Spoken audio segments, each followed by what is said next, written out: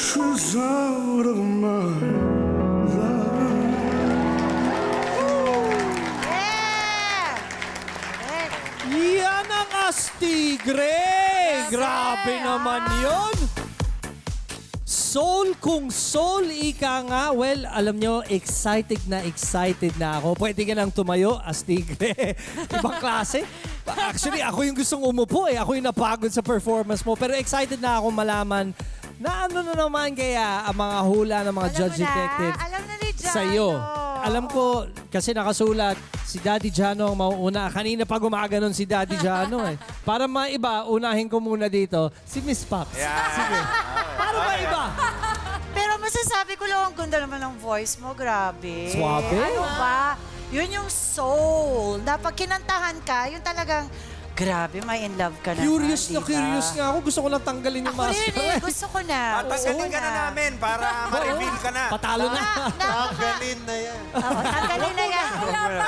Sorry. Performance eh. Ang sarap mo kumanta. Parang, alam ko yung voice, pero parang hindi. Ikaw ba, Arthur? Parang alam ko din yung voice, pero parang hindi talaga. Parang Ganda ng tandem nila. Ang Ang ganda. galing ng tandem. tatanga-tangahan lang ako. So Miss Pops, any idea kung sino to? Not at all. I'm so clueless. Parang kilala ko nga na parang hindi ko ma-pinpoint kung Yung sino. galawan niya kanina, napansin ko lang kung may ibibigay ko yung clue sa inyo. Okay? Napansin ko lang may pagka-old school yung galawan niya. Pag nagsasalita. So, sinasabi mo, may pagka level mature, ganun May ba? maturity. Okay. Hindi na Pati natin yung sasabihin voice. matanda. Oh, hindi. Walang Wala, ganun. walang matanda Pati dito. yung Parang wala nang sinabi kasi. Ang dami nating sinabi.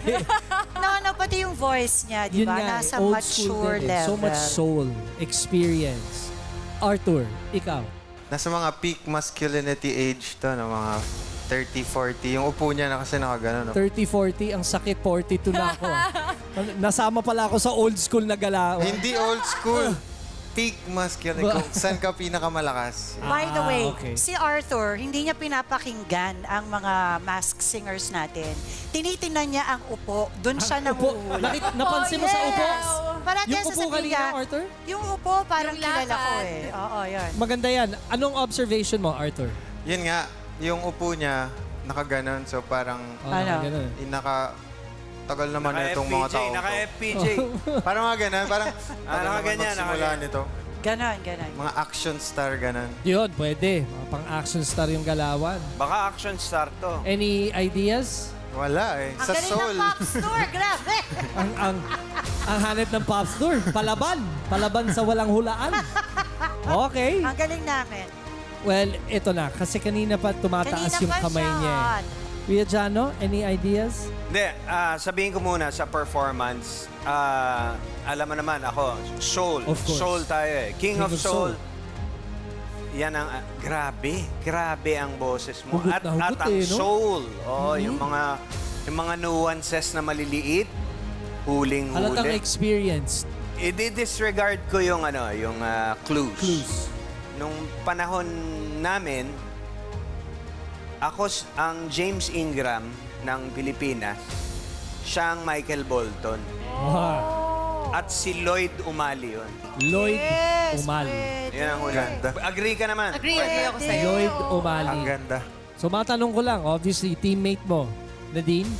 Ako, agree naman ako sa sinabi ni Kuya Jano. Ako lang, sa performance, grabe kinikilabutan ako kanina.